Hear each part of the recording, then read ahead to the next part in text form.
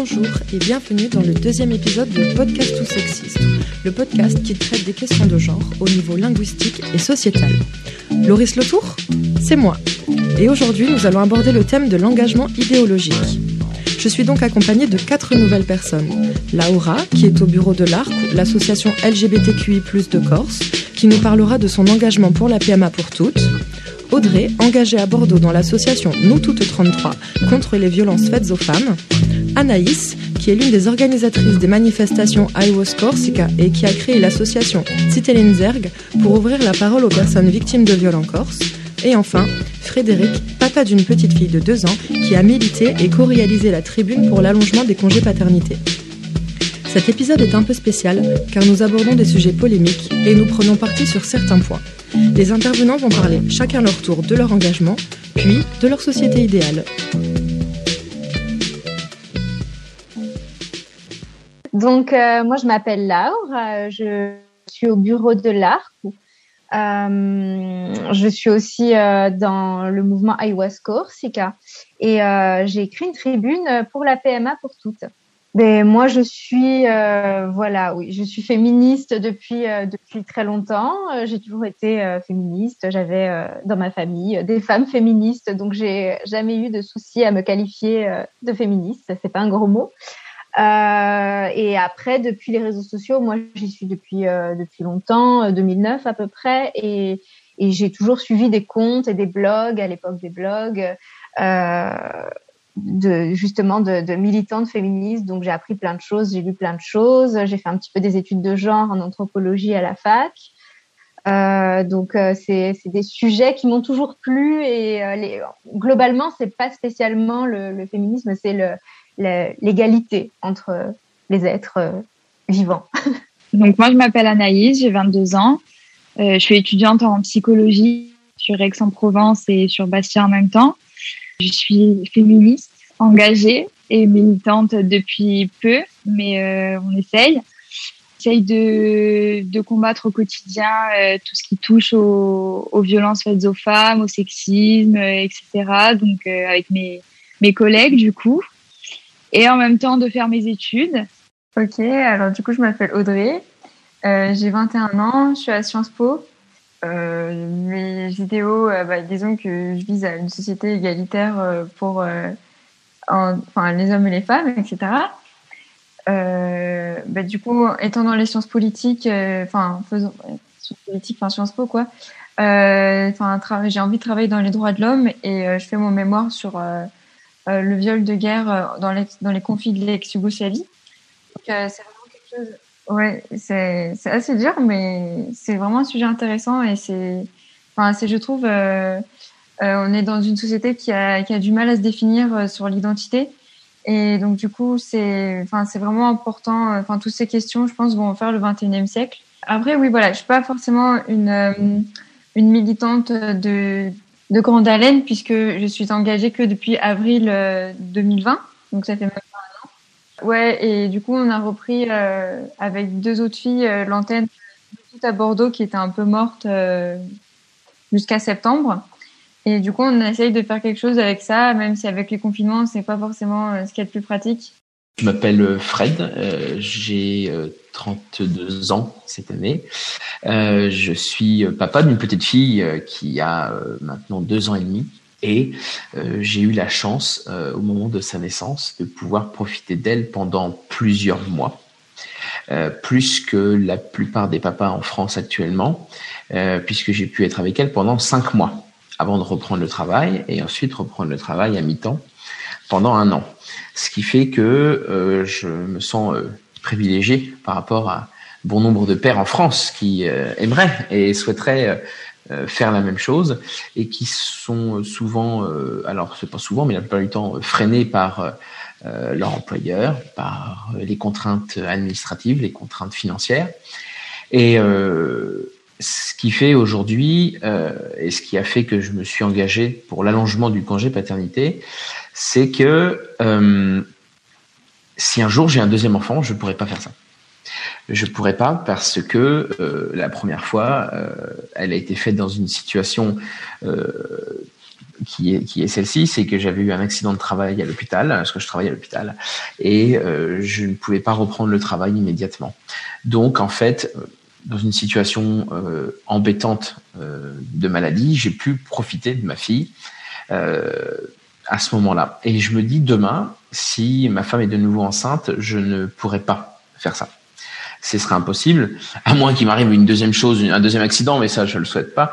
Mais voilà. Mais dans la démarche, c'est là où je me suis dit, il faut faire quelque chose. Moi, je suis Instagrammeur, si on peut appeler ça comme ça, influenceur sur Instagram. Et alors, j'influence pas pour acheter des produits miracles. J'influence sur la parentalité en règle générale, plus particulièrement sur l'allaitement, parce que j'ai la chance d'avoir une femme qui allaite et que je soutiens dans cette démarche. Et ce qui a fait que je me suis lancé sur Instagram, ça fait pas longtemps, ça fait 2 ans que je suis sur Instagram. J'ai pas une grande longévité, et je me suis dit, autant se servir de cette visibilité que j'ai maintenant pour la bonne cause, si on peut appeler ça une bonne cause, que pour moi c'en est une. Et donc avec d'autres papas, il y a eu l'idée, voilà, d'écrire une tribune et de la publier pour la fête des pères, en tout cas quelques jours avant la fête des pères, pour pouvoir faire réagir notre gouvernement actuel, mais aussi la société en France, pour leur faire voir que, alors certes, c'est peut-être pas le moment idéal pour faire ça, parce que voilà, nous sommes en pleine pandémie, en pleine crise sanitaire, mais si c'est pas maintenant, ça ne sera jamais. Il n'y a jamais de bon moment finalement, surtout pour ça. Dans l'idée, bien sûr, c'est une évolution sociale qui est positive. En tout cas, c'est comme ça que nous, on l'imagine et qu'on l'imaginait, et on ne pensait pas... alors, même si nous avons eu énormément de retours positifs, nous ne pensions pas non plus tomber face à des gens qui seraient complètement contre. Et c'est là qu'il a fallu, sortir les arguments, les bons arguments, des arguments concrets, alors qui ont été principalement appuyés sur le rapport des 1000 jours qui avait été commandé par le président de la République et présidé par Boris Cyrulnik, et qui lui et son groupe de comment dire, pas de médecins, enfin il y a des médecins, il y a des pédopsychiatres, il y a des psychiatres, il y a des sages-femmes, il y a des gens qui font de la neuroscience, tout ça, ont sorti au mois de septembre le rapport qui, alors à l'intérieur, il fait des centaines de pages, mais à l'intérieur, il préconise pour le papa 9 semaines de congé paternité. Alors nous, on était ravis parce qu'on s'est dit, ah voilà, nous l'objectif était de partir sur 1 mois minimum, mais là, on est en train de nous dire que, enfin en tout cas les sciences en France et dans le monde entier sont en train de nous dire non, vous méritez beaucoup plus, vos enfants méritent beaucoup plus, votre famille mérite beaucoup plus. Et donc nous étions ravis. Alors Laura, d'où part cette tribune pour la PMA pour toutes ? En fait, moi je râle beaucoup sur les réseaux sociaux, comme beaucoup de monde. Je me plains beaucoup, je retweete beaucoup, je m'indigne beaucoup. Et c'est vrai que les réseaux sociaux, c'est très pratique pour ça, hein, il faut dire la vérité. Donc après, j'étais allée je suis souvent allée à des manifs, etc. Mais j'avais l'impression d'avoir plus de liberté d'expression, en tout cas sur les réseaux sociaux, et d'y apprendre plus de choses. Et donc, c'est comme ça en fait que je me suis retrouvée à faire la tribune pour la PMA. Et que je me suis retrouvée comme ça à faire iWasCoursica aussi. Mais la tribune pour la PMA, oui, je râlais du non-vote de nos chers députés qui déjà au moment de l'élection, ils s'étaient pas prononcés sur tout ce qui était sujet un peu progressiste ou plus généraux, par exemple au niveau national, par exemple la loi travail, le mariage pour tous, etc. Ils se prononçaient pas du tout là-dessus. Il se prononçait que sur les droits des prisonniers, le rapprochement des prisonniers, la langue corse, les choses comme ça qui sont très quand même locales, même si c'est super important et moi je suis à fond derrière eux pour ça. Mais ils parlaient pas du tout des sujets comme ça un peu qui peuvent fâcher peut-être une partie de leur électorat. Et donc je les avais déjà interpellés à l'époque, et ils n'avaient pas répondu. Et après leur première abstention, parce qu'ils se sont abstenus, il y avait marqué abstention à côté de leur nom. pour la PMA et donc du coup j'avais râlé. Et je savais que ça devait repasser à l'Assemblée. Quelqu'un m'a dit mais je vais t'organiser un rendez-vous avec Paul-André Colombagne parce que ça l'intéresse, il voudrait t'entendre, etc. Donc à ce moment-là, j'ai contacté l'ARC que je suivais depuis le début, qui avait juste quelques mois d'existence, et je connaissais François et je connaissais Sérène qui travaillaient. Et donc du coup, je leur ai dit voilà, il veut me rencontrer. Moi, je voudrais pas empiéter sur votre terrain non plus, voilà. Ils m'ont dit non mais va au rendez-vous, c'est pas grave. Ils m'ont donné des témoignages de femmes, de couples de femmes lesbiennes qui avaient voulu faire une PMA en Espagne pour expliquer à quel point c'était galère de faire ça à l'étranger. Donc j'y suis allée, j'ai discuté avec M. Colombagne qui était très sympathique, qui m'a dit oui, on n'a pas eu ces débats-là au sein du parti, mais il faut qu'on les ait. Il m'a dit que personnellement il était pour, il est médecin, et je sais que François de l'Arc, donc qui n'est plus à l'Arc maintenant, mais il avait rencontré le député Castellane et qui lui avait dit aussi qu'il était pour la PMA, et donc ça fait 2 sur 3 qui étaient pour, enfin qui disent être pour en tout cas, et donc du coup on nous a conseillé de faire une tribune un peu comme celle contre la mafia, avec des personnalités, etc., qu'on ferait passer dans Corse Matin pour créer un peu un débat citoyen auquel les élus seraient obligés de se mêler. Et le fait est que, en fait, donc on a envoyé des messages à plein de monde. On a eu pas mal de célébrités locales qui ont signé la tribune, qui ont été vachement sympas, qui nous ont dit oui c'est super et tout. Il y avait Marco Biancarelli, Laure Limonge, il y a eu Jérôme Ferrari. On a eu pas mal de monde quand même qui a signé cette tribune, beaucoup d'anonymes aussi. Et des médecins, enfin voilà, plein de monde. Et donc elle est sortie sur Corse Matin en juillet. On leur a envoyé et on n'a plus de nouvelles. Et ensuite, quelques semaines plus tard, est sortie la contre-tribune.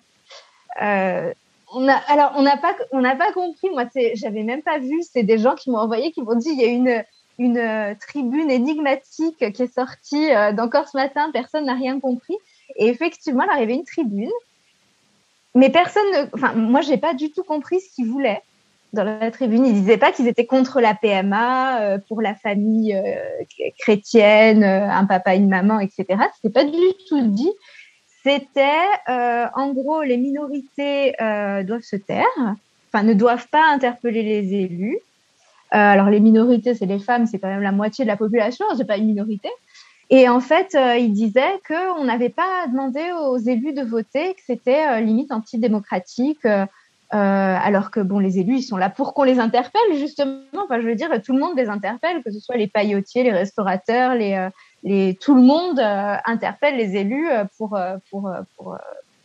faire valoir ses droits, et c'est normal, ils sont là pour ça. Et donc cette tribune, c'était plein de non-dits et en gros, taisez-vous, vous faites du mal au bien commun, en gros. Et on a rigolé parce qu'il y avait à peu près 120 signataires, dont 100 hommes. Donc c'était assez marrant de voir qu'ils y avait même pas, ils se sont même pas rendus compte que leur tribune, au final anti-PMA, qui ne s'assumait pas anti-PMA, elle était signée que par des hommes, donc des personnes qui n'étaient pas du tout concernées par la question. Et c'est passé un peu inaperçu sur les réseaux sociaux et globalement c'est passé assez inaperçu. C'était pendant le Covid, donc c'est vrai qu'il y avait pas mal d'actualités à ce moment-là. Mais j'ai trouvé ça intéressant en fait de voir cette tribune. Taisez-vous, posez les mauvaises questions. Mais je pense que en plus, moi quand j'ai demandé à des gens de signer la tribune et tout. Je pense que c'est vraiment des sujets qui intéressent les gens parce que ils étaient tous là, oui, on signe, c'est trop bien et tout, c'est super ce que vous faites. On voit que la majorité des gens soutiennent le progressisme en fait. C'est juste qu'il y a, je sais pas, une espèce de noyau qui est un peu réac et qui veut pas qu'on traite de sujets comme le sexisme. Mais c'était cette tribune, moi je l'avais trouvée. Enfin, je m'étais dit, il faudrait qu'il y ait des journalistes ou des sociologues qui se penchent dessus. Moi, j'en avais pas trop parlé à l'époque parce que je voulais pas non plus leur faire de la pub. parce que ils savaient pas trop d'où elle venait, elle n'était pas soutenue par des associations, donc le truc est passé un peu inaperçu et c'est devenu un petit peu une blague. Les gens l'envoyaient en message privé, enfin, ça les faisait rire, quoi, parce qu'ils disaient, ils osent pas dire qu'ils sont contre la PMA, quoi. Non, mais signé que par des hommes. Donc, bon, moi, j'ai pas voulu en faire tout un foin parce que je me suis dit, bon, les gens dessus qui avaient signé, en plus, c'était même pas des gens spécialement connus ou. Ici, il y avait un député de région parisienne qui l'avait signé, Poupogne, qui est d'origine corse. Et j'ai pas compris pourquoi il avait signé. Après, le problème, c'est que quand on voit des trucs comme ça et qu'on les montre pour se moquer, après, ça leur fait un peu de la visibilité. Et aussi, on se posait la question, notamment à l'ARC, de savoir... en fait, on se disait, les députés nationalistes, les élus nationalistes et le nationalisme en Corse en général, ils veulent pas prendre parti sur des sujets qui peuvent cliver. Et j'en discutais avec une copine qui me disait qu'elle, ça l'avait frappée quand les nationalistes avaient gagné les élections régionales, parce qu'elle était super contente, comme beaucoup de monde, et elle est sortie pour faire la fête. Et elle me disait, mais je voyais des gens faire la fête dans la rue. Il y avait des mecs qui étaient communistes et il y avait des mecs du FN. Et elle disait, il y a vraiment, leur électorat, en fait, il est hyper vaste. C'est vraiment des Corses qui aiment la Corse, etc. Mais en fait, ils se retrouvent aussi avec un électorat d'extrême droite et un électorat de gauche. Et ils ont un peu de tout dans leur truc. Et ils veulent pas prendre position parce que je pense, moi c'est mon analyse à moi, je pense qu'ils veulent pas prendre position parce qu'ils veulent pas se couper d'une partie de leur électorat. S'ils se disent pour la PMA, ils ont les mecs d'extrême droite, comme ils ont fait pour l'Aquarius, tous les mecs d'extrême droite qui étaient furax. Et quand ils prennent position, s'ils prennent position, parce qu'ils n'ont jamais pris de position non plus réactionnaire, mais ils savent que s'ils le font, il y a tout leur électorat, pas nécessairement de gauche, mais plutôt progressiste, qui va dire, non, on vote plus pour eux, quoi. C'est des gros réacs. Mais c'est pas tenable leur position. À un moment donné, il va falloir qu'ils prennent une position claire. Et vous avez eu des retours alors des élus ? Là, on a quand même eu un retour un peu discret. En fait, il y a Sylvie de l'Arc qui a contacté Gilles Simeoni. Et en fait, à l'époque où il a été élu maire de Bastia, Gilles Simeoni, il lui avait dit que lui marierait des couples gays, ça lui poserait aucun problème, que c'était important le combat pour l'égalité, contre l'homophobie, tout ça. Et là, elle l'a recontacté en lui disant que la PMA, tout ça, on les entendait pas. Et il lui a dit de contacter je sais pas les noms des postes, mais celle qui est responsable de l'égalité, qui est Lauda Guidicelli. Donc, on va la contacter, on va voir. Mais bon, ça fait un peu, hop, je délègue. Audrey, parle-nous de ton association Nous Toutes 33 et de la manifestation que vous avez faite. Alors, du coup, avec Nous Toutes 33, comme je viens de le dire, c'est assez récent, puisque en fait, il y avait un collectif, en 2018-2019, sauf que les filles sont parties à Paris et donc, du coup, elles ont un peu abandonné l'antenne. Et ce qui fait que c'était mort, quoi, pendant quelques temps. Et du coup, moi, l'année dernière, j'étais en Pologne, donc du coup, en Erasmus, et donc du coup, j'étais rentrée, je suis en mode, alors j'ai envie de m'engager, qu'est-ce que je fais? Et ayant entendu parler de Nous Toutes, je me suis dit, ce serait cool que j'engage, que je m'engage dans Nous Toutes, sur Bordeaux, voilà, mais sans vraiment trop savoir qu'est-ce qui se passait et tout, donc du coup, je m'étais mis en observateur un petit peu, et en fait, j'ai vu qu'il y avait pas grand-chose qui se passait. Et donc du coup, certaines personnes avaient créé un groupe WhatsApp pour relancer le truc. Et du coup, je me suis mise dessus. Et puis, chose faisant, j'ai fini par organiser pas mal de trucs. Et on a organisé des réunions au tout début, dans le mois d'octobre, pour justement amasser un maximum de gens. Ensuite, on a fait quelques formations. Et après, avec le confinement, sachant que Nous Toutes, c'est un collectif qui est quand même basé sur l'action et la prévention. Donc, la prévention avec les formations, c'est possible, mais avec tout ce qui est tout ce qui est manifestation, etc. C'était un petit peu compliqué avec les confinements et puis le couvre-feu à 18h. Hein. Et du coup, on a fait quand même une manifestation le 25 novembre pour le fêter l'anniversaire du 21 novembre, enfin la date, journée des violences sexistes et sexuelles. Et donc du coup, on avait pu organiser ça avec les autres collectifs féministes sur Bordeaux, notamment. Enfin, je vais vous en citer quelques-uns histoire que voilà, mais par exemple la Batucada ou la Maison des Femmes ou que sais-je, les Colleuses, etc. Et du coup, ce qui a fait que ça a vraiment permis à nous toutes 33 d'avoir un vrai aura militant qui jusque-là était du coup un peu difficile parce qu'on n'avait pas, on était là en train de se reconstruire, coup-ci coup-ça, on n'a pas de locaux, on se connaît pas vraiment à part derrière les cams, et donc du coup c'était un peu compliqué. Et du coup au final, cette manif, on a quand même eu plusieurs centaines de personnes, elle a duré quand même quelques heures. Elle a duré toute la soirée, voire une partie de la nuit, donc c'est pas négligeable. Et du coup, c'était pendant le confinement, donc je trouve que c'était vraiment un bel acte, un bel acte symbolique. Et puis, le 25 novembre,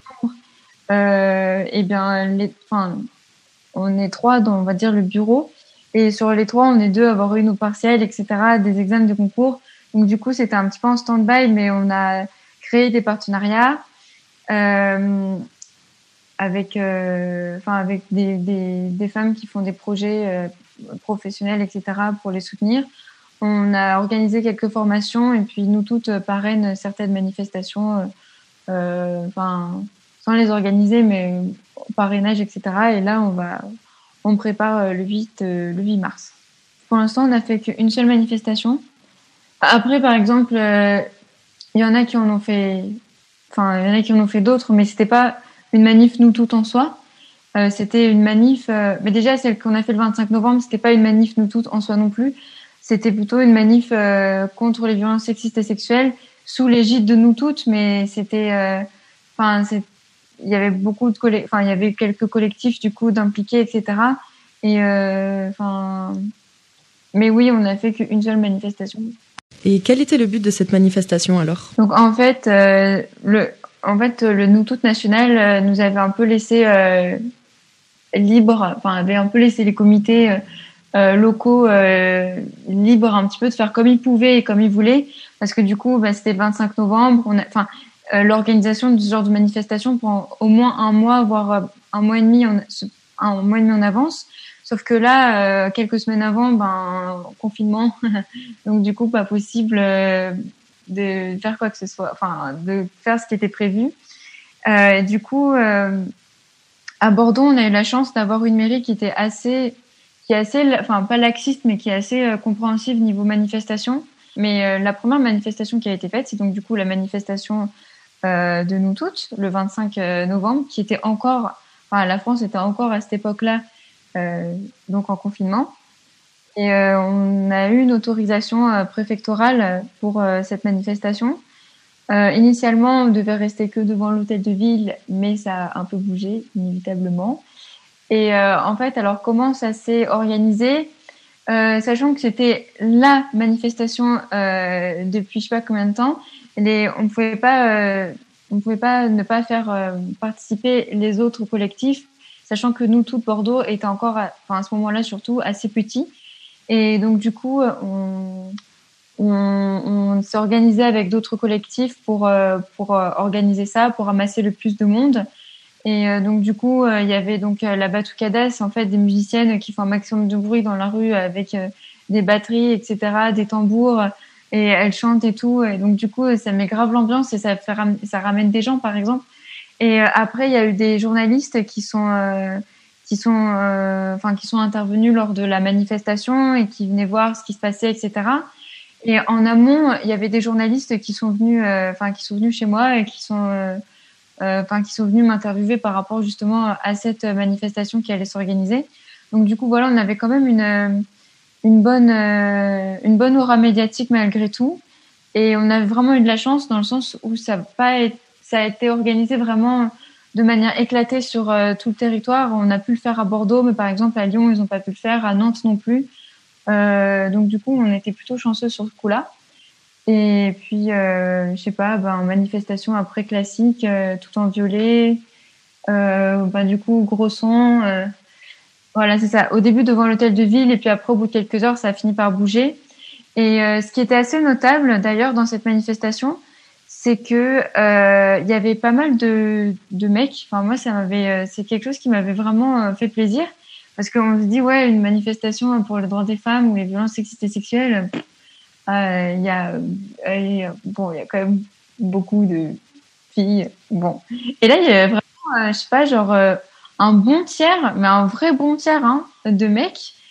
Et donc du coup, c'était vraiment, je sais pas, ça m'avait fait plaisir en mode, je sais pas, ça prouvait pour moi, ça prouvait que ça marchait, parce que du coup, si ça touche pas que les femmes, s'il y a pas que les femmes qui se sentent investies, c'est quand même vachement mieux. Bon, après, sur Bordeaux, il y a un mec qui est hyper impliqué là-dedans. Lui, il est archi impliqué, il fait plein de trucs et tout. Mais c'est vrai que la plupart du temps, c'est vraiment pas un 100% féminin, mais on est bien sur du 85%. Et on se dit que s'il y a que les femmes qui militent pour les droits des femmes, au bout d'un moment, c'est un peu en inertie, quoi. Donc du coup, ça m'avait fait vraiment plaisir de voir qu'il y avait vraiment. Bon, après, est-ce que c'était le mec qui avait suivi sa go dans la manifestation et qui s'est dit bon, ok, je vais lui faire plaisir. Ça, je sais pas, tu vois. Mais en attendant, il y avait pas mal de gens. Et aussi, il y avait beaucoup de jeunes, disons beaucoup de, 15-25 ans. Mais il y avait pas mal aussi de personnes de plus de 40 ans. Et du coup, mixité de genre et mixité également en âge. Donc c'était vraiment, j'ai trouvé que c'était assez équilibré, donc c'était assez, ça faisait plaisir. Voilà.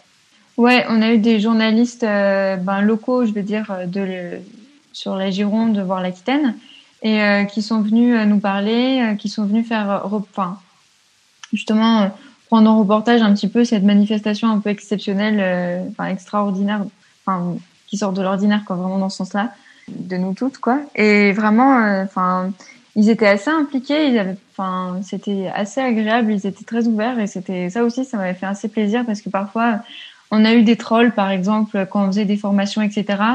Et parfois c'est un peu pénible. On milite pour des droits, quoi. Genre, je veux dire, on milite pas, on n'est pas, j'en sais rien, on n'est pas le front antisémite du coin.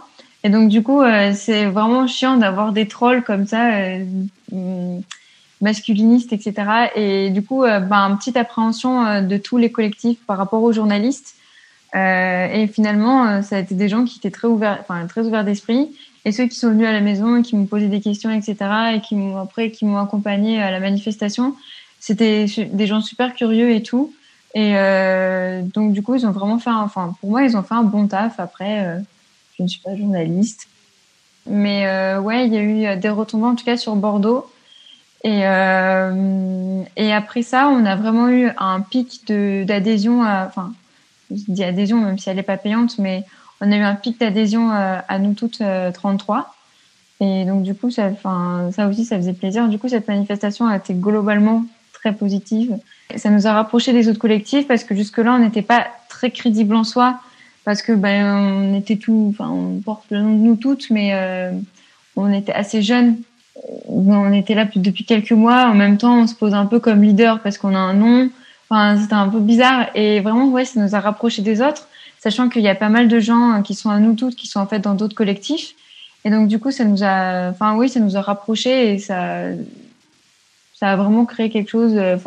Ça a investi les gens, quoi. C'était pas mal. Anaïs, parle-nous du mouvement I Was Corsica. Qu'est-ce que c'est et d'où est-il parti ? Alors le mouvement, du coup, c'est parti d'un hashtag sur Twitter. Ça a commencé donc début juin, et ça a pris une ampleur assez incroyable du coup en Corse, où il y a beaucoup de jeunes filles et de jeunes garçons qui ont commencé à témoigner là-dessus. Et donc du coup, c'est là en fait que ça a créé donc le terme de mouvement. Et donc nous, au début, on s'est un petit peu regroupés. On était beaucoup dans un groupe Twitter, où en fait on voulait simplement s'échanger le nom de nos agresseurs pour savoir un petit peu à qui on avait affaire, parce que c'est quand même petit, hein, là où on est, donc tout le monde se connaît. Et alors, ça a vite dérapé parce qu'il y a eu du coup cette histoire de fausses listes où des gens se sont amusés à mettre des noms d'agresseurs qui étaient totalement faux, en fait. Et du coup, la liste a un petit peu fuité partout. Tout le monde l'avait sur son téléphone. Enfin, c'était n'importe quoi. Et donc, de là, on a essayé un petit peu de rattraper le coup en créant un autre groupe avec moins de personnes dedans. On était 7 ou 8, on était. Et là, on a eu du coup l'idée de faire donc une marche. Et ça s'est organisé vraiment en très très peu de temps. Hein. On en parlait sur WhatsApp, on disait faudrait faire ça, ce serait bien qu'on le fasse, etc., etc. Donc là, on a vu Anthony Casanova de l'Arc qui nous a dit de foncer quoi, enfin d'y aller le plus vite possible. Donc en une semaine, on a un petit peu organisé tout ça. On a commencé à avoir des journalistes au téléphone qui nous demandaient comment ça allait se passer, ce qu'on allait faire, si ça allait être scandaleux, entre guillemets, si ça allait être calme, enfin voilà, ce genre de petites questions. On a eu l'autorisation en 48 heures pour la manif, donc ça, top, franchement top. Et en fait, donc c'était un dimanche, et le jour même, on s'est retrouvés le matin avec les filles, on a commencé à faire toutes les pancartes, donc en fait, on a vraiment préparé tout ça en une journée. Et le jour où on allait au Palais de Justice, on était comme ça, on se disait est-ce qu'il va y avoir du monde, est-ce qu'on va être seul, enfin vraiment le gros stress qui commence à monter quoi.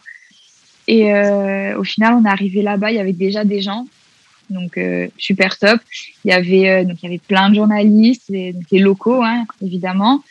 Bon, ça a été super bien encadré, il n'y a pas eu de débordement, ça a été hyper pacifiste, donc pour ça franchement au moins on pourra pas nous le reprocher. Et puis petit à petit, quand on descendait en fait le boulevard, il y avait de plus en plus de gens qui se rajoutaient. On entendait beaucoup plus de voix qui hurlaient, qui criaient. Enfin, c'était vraiment hyper riche en émotions, quoi. Je veux dire, nous, on remarquait pas forcément parce que on était devant, on tenait la grande banderole, donc on remarquait pas forcément, on n'entendait pas. Puis il y avait les journalistes qui nous parlaient en même temps, donc on était un petit peu, dans le feu de l'action, quoi. Et à un moment donné, on s'est arrêté pour faire une pause en fait sur la place. Et là, on s'est tourné, on a vu le monde. C'était incroyable. Enfin, on était, en fait, on savait même pas comment réagir tellement il y avait de gens et puis tout le monde pleurait, tout le monde se prenait dans les bras. Enfin, vraiment super incroyable quoi. Et donc après, du coup, on est descendu jusqu'à la préfecture. On a fait un petit discours, voilà, pour remercier les gens d'être venus. Leur dire que maintenant qu'on avait commencé, on n'allait pas s'arrêter, quoi, que on allait tout faire pour continuer. Donc, il y a plein de gens qui sont venus nous voir juste après pour nous dire faudrait que vous le fassiez à Ajaccio, c'est bien ce que vous faites. Enfin, on a eu énormément de retours positifs, alors qu'on s'y attendait pas du tout. On s'est dit bon, on est en Corse, on sait comment sont les gens ici. Ils sont pas forcément contre, mais ils sont pas forcément pour. Donc voilà, on s'attendait pas. C'est inédit ce genre de manifestation. Il y en a jamais eu d'aussi importante en Corse. Oui, il y en a. Je crois qu'il y en a jamais eu. Donc, ou alors peut-être une ou deux, mais oui, c'est vrai que c'était assez impressionnant, quoi. Enfin, on était vraiment, on réalisait pas. Enfin, tu sais, quand t'es dans le truc et tout, t'es là, tu te dis qu'est-ce qui se passe, mais voilà, t'es dans ton truc, donc. C'est ça, tu t'attends pas à ce qu'il y ait autant de gens qui soient derrière toi et qui te disent bravo en pleurant. Enfin, c'est assez incroyable, quoi. Du coup, sur le moment, après à la fin, émotion, donc tout le monde a pleuré. Et en fait, on avait tellement d'adrénaline, on était tellement contentes. On s'est dit bon, il faut qu'on le fasse, enfin, qu'on le refasse, quoi. On peut pas.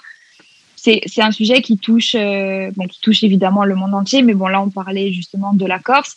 Et ça touchait toute la Corse, donc on ne pouvait pas se contenter de le faire uniquement à Bastia.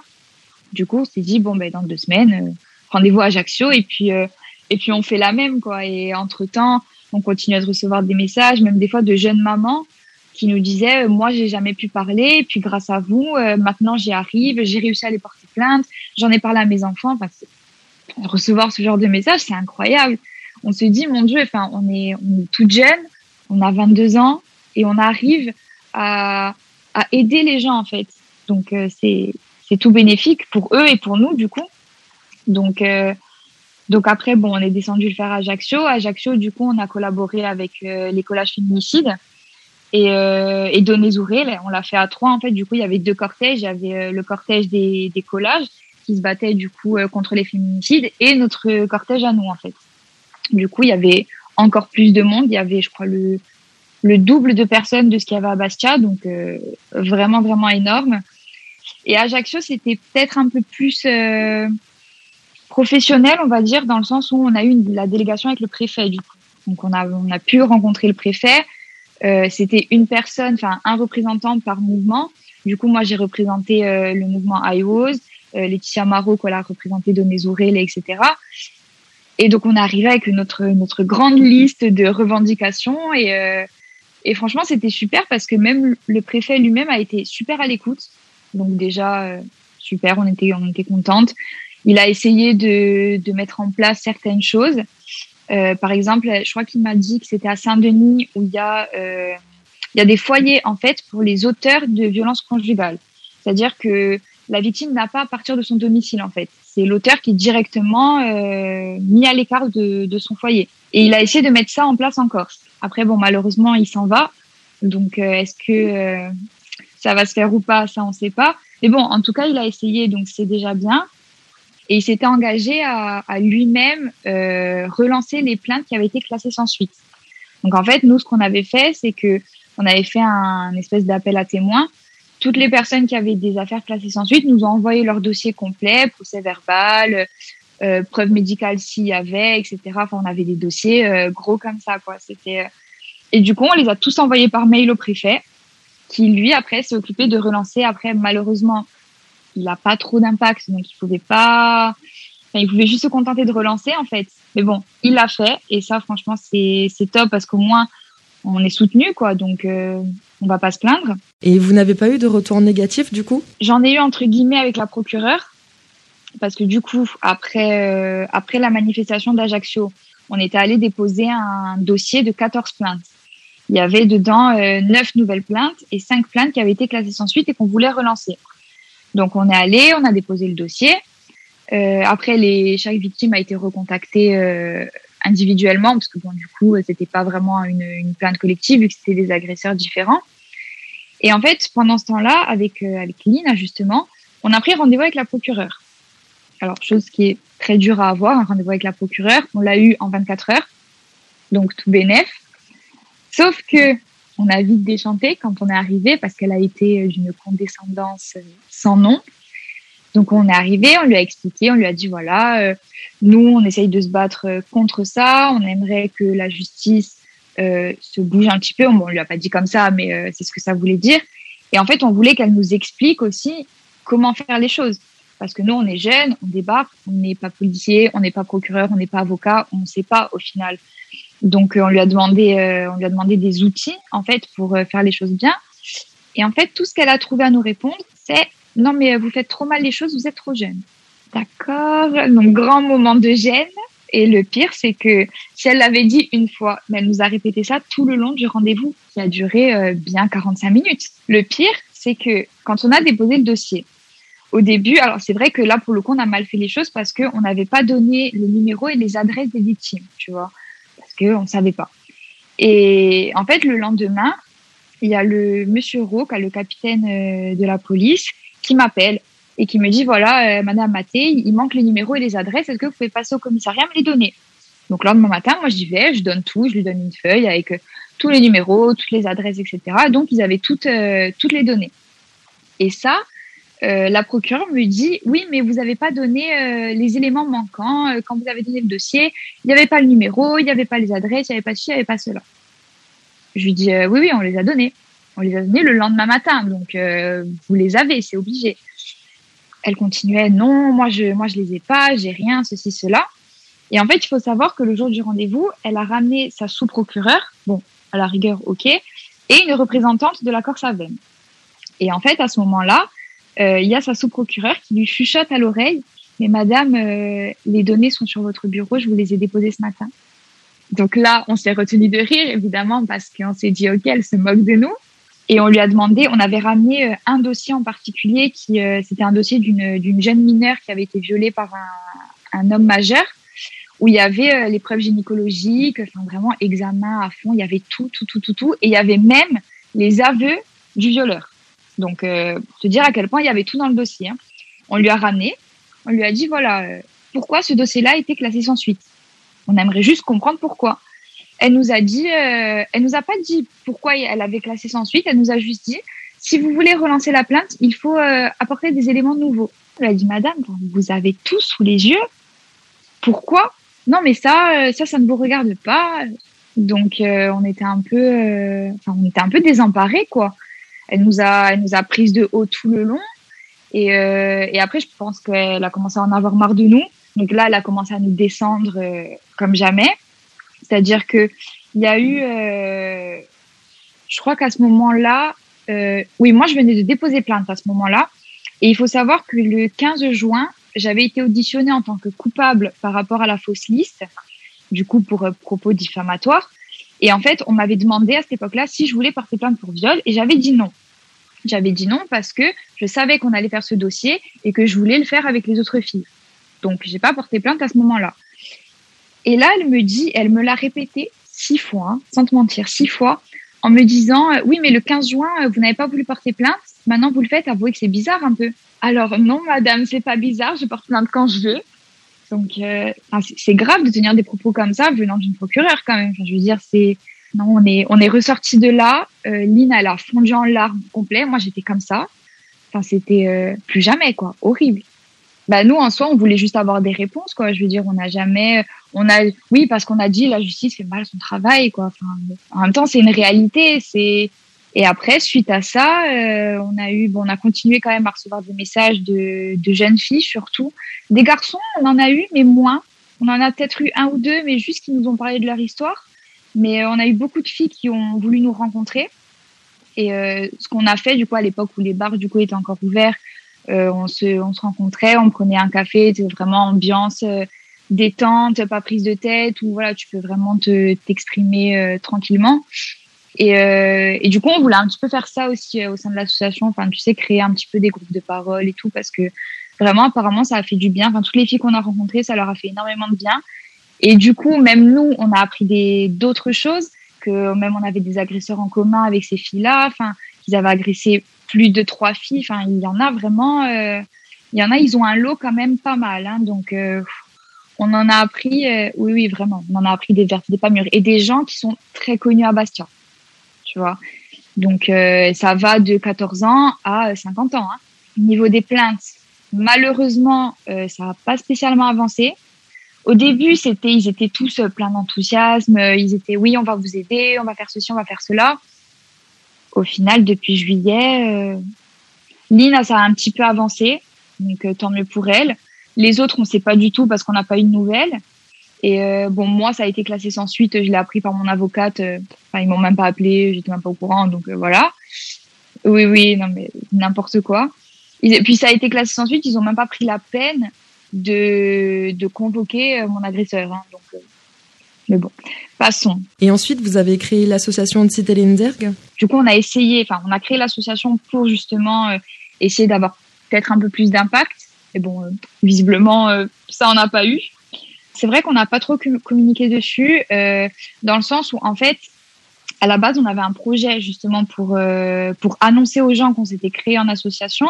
C'est qu'on voulait faire une journée, en fait, par exemple à l'Albour ou au théâtre, ou enfin dans un lieu culturel, pour faire une journée prévention et sensibilisation, tu vois. Donc, c'est-à-dire style conférence, tu vois, avec grand diapo, on expliquait consentement, violence sexuelle, etc.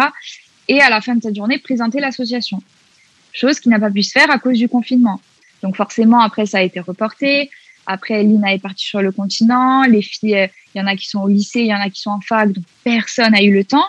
Donc moi, j'avais déjà préparé mon petit diapo et tout. Finalement, il est rangé bien au chaud dans mon ordinateur. Bon, il bouge pas. Mais du coup, on voulait faire ça. Et puis ça n'a pas pu se faire. Donc on s'est dit, bon, on fait quand même l'association. On en parle vite fait sur les réseaux. Et puis après, dès qu'on aura l'occasion de faire quelque chose, on le fera. De toute façon, ça c'est sûr. Fred, alors, parle-nous de cette tribune pour l'allongement du congé paternité. Comment ça s'est passé ? Pour faire un petit peu retour en arrière, quand nous avons publié la tribune, alors voilà, nous avons un groupe de papas qui, comme moi, possèdent une visibilité sur les réseaux sociaux. Alors il y en a qui ont des blogs, d'autres qui ont Instagram, d'autres qui ont Facebook, d'autres qui ont des chaînes YouTube, d'autres qui ont écrit des livres, d'autres qui font du podcast, et voilà, un petit peu un mélange des genres. Il y a un papa issu d'un couple homoparental. Il y a voilà, c'est assez diversifié, hein. Et on s'est dit voilà, on va écrire et on espère profondément que cette tribune arrive jusqu'aux oreilles de l'État, jusqu'aux oreilles au moins du ministère de la Santé, hein, parce qu'on se dit voilà, peut-être que ça peut jouer dans la balance, et puis que au milieu de tout ça, quelqu'un aurait envie de trouver une note positive et de faire évoluer les choses. Et bien ça a été chose faite, hein, parce que voilà, ça a fait beaucoup de bruit très rapidement dans les médias. Nous avons été interviewés chacun de notre tour, et à très nombreuses reprises, on se parle, pour tout te dire, on se partageait les interviews, parce que tellement on recevait de sollicitations. Alors ceux qui habitaient Paris pouvaient aller en plateau, et ceux qui habitaient en province comme moi, voilà, ont pu eux répondre aux interviews radio principalement, et aussi écrit dans les journaux. Et c'était très intéressant. Très très impressionnant, parce que quand on n'a pas l'habitude d'être exposé ainsi, eh bien il faut connaître son sujet, hein, parce que c'est important. Et puis le deuxième jour après la publication de la tribune, c'est-à-dire le samedi avant la fête des pères, nous avons reçu un mail du secrétariat du secrétaire d'État chargé de l'enfance, Adrien Taquet, qui nous invite dimanche, donc le jour de la fête des pères, à participer à une réunion ensemble sur le thème, bien sûr, de l'allongement de congé paternité. Alors là, ça fait bizarre, parce que voilà, moi en plus j'étais en vacances, hein, voilà, donc j'étais à Nîmes, j'étais au bord de la piscine, et j'ai fait une réunion avec un secrétaire d'État, quelque chose qui est quand même improbable dans la vie, mais voilà, on a pu, oui, c'est impressionnant. C'est impressionnant parce qu'on se dit, la parole que l'on a peut compter. Et ça, je pense que qu'importe le combat dans lequel on s'initie, c'est valorisant. On va pas se mentir. D'un seul coup, vous êtes dans le bureau du secrétaire d'État. Alors c'est une réunion Zoom, hein, bien sûr. Je précise, parce que nous étions déjà, voilà, nous avions déjà vécu la première vague de Covid, et voilà. Alors lui, il est complètement détendu, hein, bien sûr. Je crois même qu'il était en jogging, mais presque. Et nous, chacun dans notre petite pièce, on s'est présenté chacun notre tour, en présentant brièvement ce que l'on faisait, quels étaient nos combats, parce que nos particularités, hein, parce que voilà, chacun a un petit peu son c'est pas sa spécialité, mais en tout cas son mot à dire. Je prends l'exemple de Cédric du compte Patriarcat, qui lui, comme son nom l'indique, voilà, principalement parle de patriarcat, parle de beaucoup de violences éducatives ordinaires, ce qui est très très important. Voilà, moi j'ai parlé d'allaitement, j'ai parlé de dépression postpartum. Ça, c'est des choses que je connais, que je maîtrise, que je peux me permettre d'avancer des arguments sur ce genre de choses. D'autres papas comme Samuel et Gaspard, qui lui a un peu plus de je crois 110 000 abonnés sur Instagram, lui a quitté sa vie d'étudiant pour devenir père au foyer. Donc voilà, chacun a pu partager son expérience. Les notes ont été prises, et de là, alors on a continué encore pendant plusieurs jours, plusieurs semaines à répondre aux interviews. Puis on a appris avant tout le monde ce qui allait être annoncé par le président de la République, puisque voilà, on a la chance d'avoir eu l'info en avant-première de cet allongement, donc qui double du double actuel. Alors il y a les réactions positives de la plupart des gens, puisqu'on se dit ça y est, voilà. Alors il y a certains comme Gabriel Attal, qui est le porte-parole du gouvernement, qui lui parle de révolution. Moi je suis beaucoup moins enthousiaste, hein, parce que on n'est pas sur une révolution. Non. Une révolution, c'est si on avait eu ces fameuses 9 semaines. Et quels ont été les contre-arguments que vous avez eus ? Alors, il y a l'aspect financier qui, lui, est le premier argument principal. Après, il y a c'est pas le moment, on a autre chose à régler, effectivement. Et puis après, il y a d'autres arguments, alors qui eux sont plus surprenants et qui moi m'ont mis un peu sur les fesses. Et je m'y attendais pas. Eh bien, ces arguments venaient des femmes qui pensent que ça ne sert strictement à rien, parce que les femmes peuvent se débrouiller seules. Ce sont des grandes filles et qu'elles n'ont pas besoin des hommes pour au quotidien. Alors, je suis pas je suis pas un féministe dans l'âme, mais là c'est ce qu'on appelle se tirer une balle dans le pied, parce que quand on se bat depuis des années pour avoir de l'égalité et puis qu'on entend ça, bon voilà. Et puis l'argument principal des femmes, alors je vais dire des femmes de plus de 50 ans, c'est nous on a fait comme ça et on y arrivait très bien. Oui, avant on pissait au fond du jardin, on n'avait pas de shot dans la maison, on y arrivait très bien aussi, tu vois. Non mais je veux dire, il y a des évolutions où on ferait pas machine en arrière. J'invite les gens à venir voir mon compte Instagram. J'ai mis un court extrait d'un échange avec une auditrice sur RTL. Si je peux rebondir sur l'histoire de la sécurité sociale, je vais vous lire quelque chose qui est sur le site de la sécurité sociale, amélie.fr, et qui dit exactement la durée du congé maternité est fixée par la loi. Elle comprend un congé prénatal, postnatal et peut être adapté à votre situation familiale, au déroulement de votre grossesse, aux conditions de la naissance et de votre enfant. Le congé maternité vous permet de vous reposer avant l'accouchement et après la naissance. À quel moment une femme aujourd'hui peut-elle me dire qu'elle puisse se reposer toute seule après un accouchement sans la présence de son conjoint après les 11 jours? C'est impossible. Je ne suis pas d'accord avec ça. Annick, qu'est-ce que vous répondez à Frédéric? Elles sont bien fragiles aujourd'hui, des femmes. Moi qui ai eu 3 enfants, je me suis jamais sentie fatiguée particulièrement pour élever mes enfants. Je les ai tous allaités. J'ai allaité mes 3 enfants. Ouais. J'ai allaité mes 3 enfants. J'ai pas été fatiguée. Les jeunes, je trouve, sont très fatigués en général quand même. Non mais là, l'argument est quand même extraordinaire. J'apporte l'argument de dire que non, il y a un vrai soutien. Il y a un moment où, alors il y a un moment de soutien, il y a un moment où le père, le conjoint, le deuxième parent prend sa place et n'aide pas. Moi, par principe, je n'aime pas le mot aider. Participe, prend sa place, s'inclut, démarre une nouvelle vie, parce que c'est démarrer une nouvelle vie de devenir père, de devenir parent. Et voilà, c'est ce temps-là dont les gens ont besoin. Et d'entendre, de dire que bon, vous savez, moi, mon père, il était pas là, mais c'est pas pour ça que j'ai pas grandi et que aujourd'hui, je sais pas ce que je suis. Oui, je te dis pas le contraire. J'écoute ton argument, mais avoue quand même que rien qu'en le disant, voilà, t'es pas en accord avec ce que tu dis, parce que t'as manqué de quelque chose. Voilà, quand tu dis que ton père, tu le voyais pas assez, mais que t'as bien réussi à vivre comme ça, ouais, mais bon, tu le dis quand même. Donc si tu le dis, c'est que voilà. Quelle est ta société parfaite, Laura?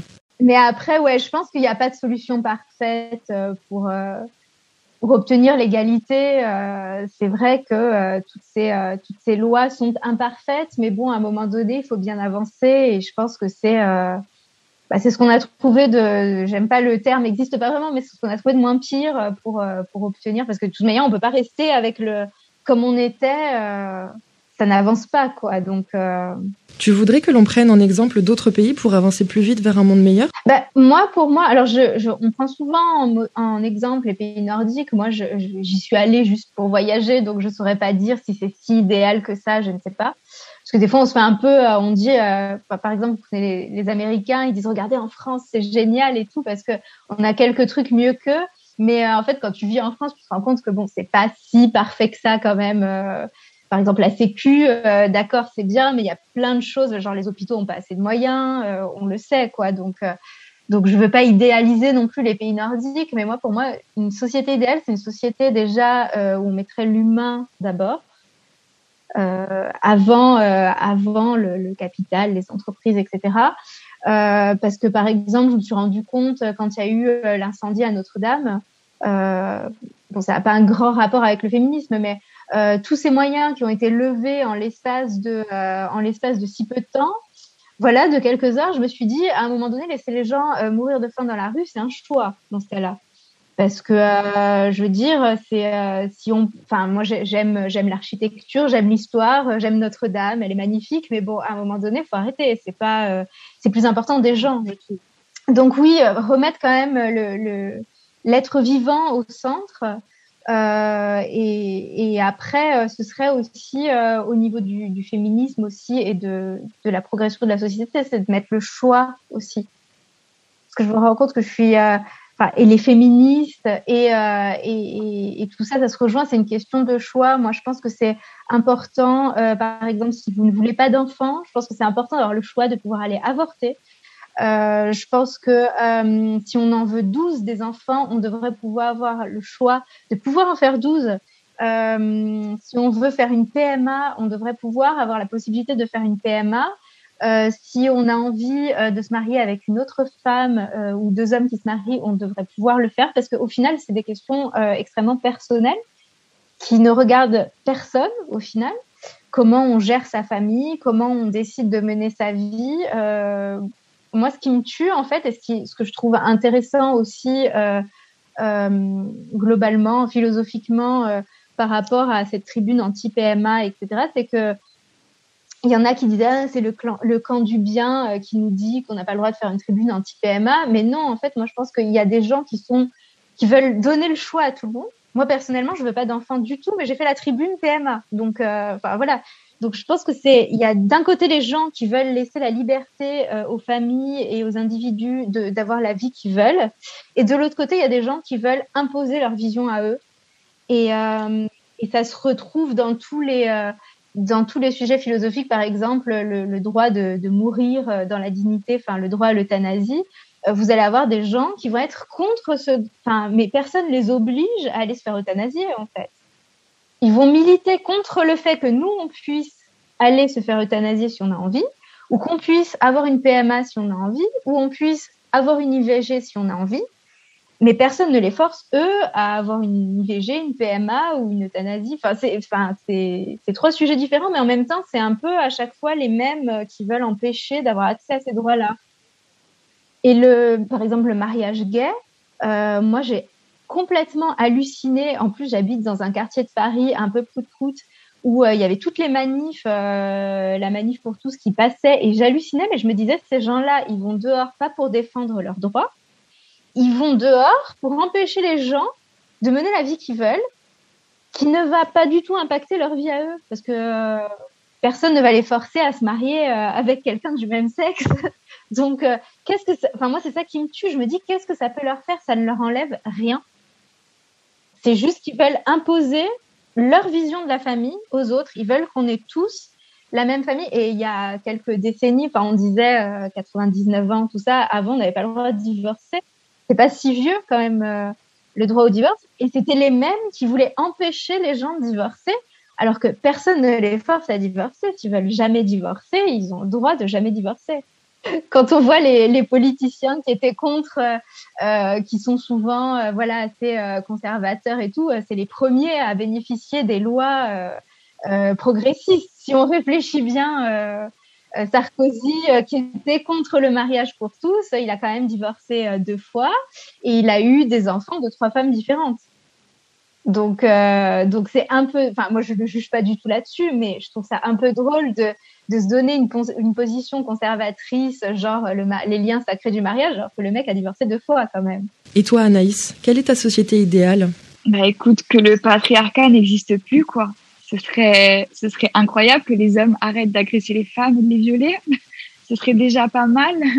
Mais bon, malheureusement, c'est pas près d'arriver. Mais franchement, dans ma petite tête, tu vois, je suis dans ce monde-là où il n'y a plus de patriarcat, tout le monde est au même stade, personne ne viole personne n'agresse personne.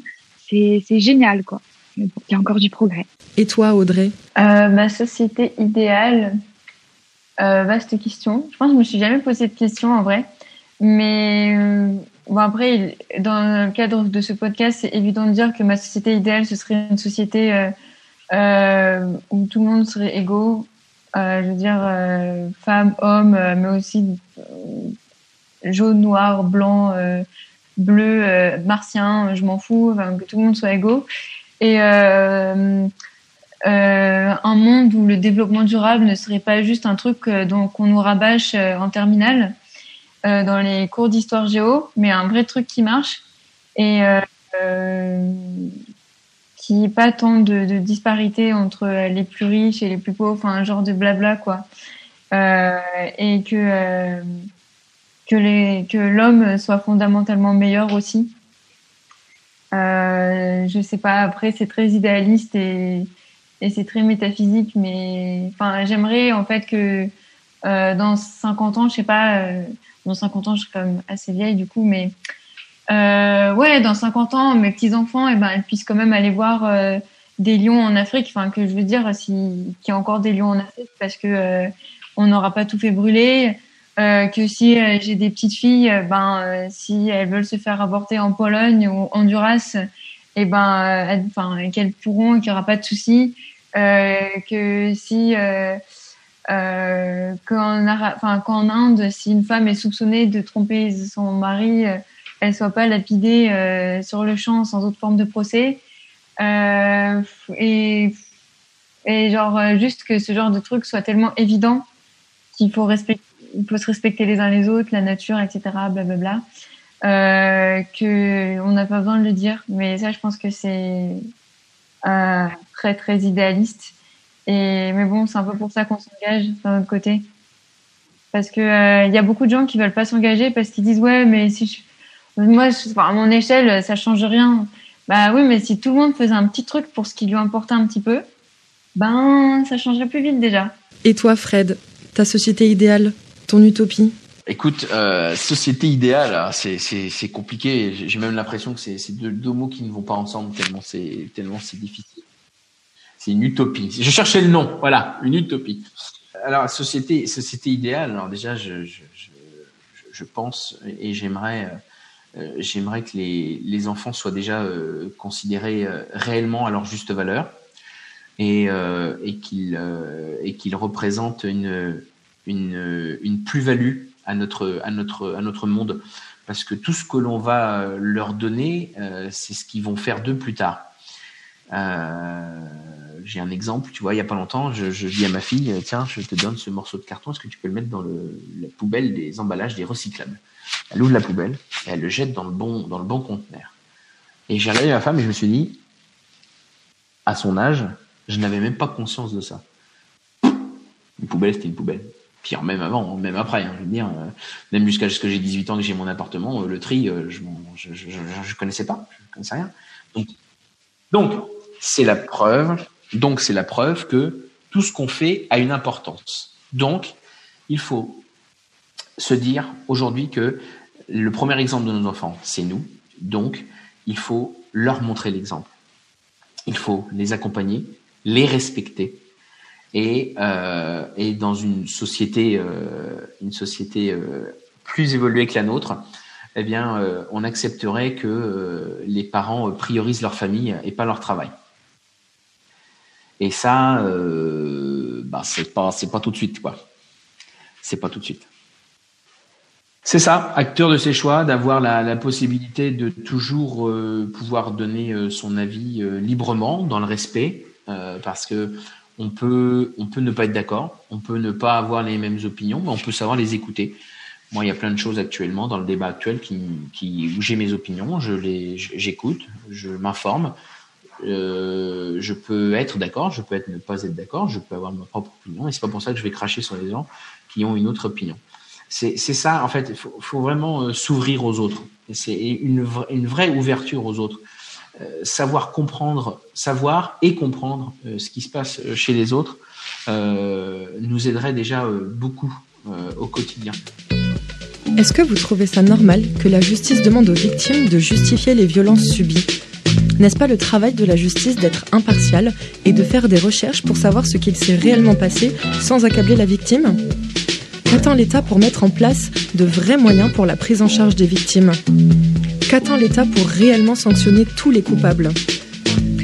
Pourquoi, même quand toutes les preuves sont là et que le dossier est complet, le dossier est classé sans suite ? Qu'attend l'État pour mettre en place un vrai suivi et pénaliser les acteurs de la justice, magistrats, police, avocats, etc. Pensez-vous qu'une mère qui vient d'accoucher va réussir à se reposer si son conjoint ou sa conjointe n'est pas auprès d'elle ? Pourquoi les 2 parents ne sont pas égaux devant la justice ? Est-ce vraiment démocratique d'accorder seulement 4 semaines quand 9 sont demandées ? Ne serait-il pas plus logique d'accorder la même durée aux 2 parents ? Pourquoi les élus locaux ne prennent pas parti aux sujets polémiques tels que la PMA pour toutes ? Pourquoi les hommes veulent interdire aux femmes de faire leur propre choix ? Pourquoi des hommes perdent du temps à rédiger une tribune sur un sujet qui ne les regarde pas ? Pourquoi y a-t-il toujours des personnes qui pensent que leurs décisions sont de véritables solutions ? Qui décide dans la société de faire passer l'argent avant les êtres humains ? Que vous soyez une femme, un homme, non-binaire, que vous soyez cisgenre, transgenre, hétérosexuel, homosexuel, asexuel, transsexuel, queer, bisexuel, pansexuel, les arguments énoncés n'excluent et ne discriminent en rien la personne que vous êtes. Via cet épisode, nous souhaitons libérer la parole, ouvrir la pensée et faire réfléchir sur les différents sujets liés au genre. Merci d'avoir écouté le 2e épisode de Podcast Tout Sexiste. Je vous donne rendez-vous le 15 avril pour le 3e épisode. En attendant, vous pouvez nous suivre sur les réseaux sociaux à Podcast Tout Sexiste.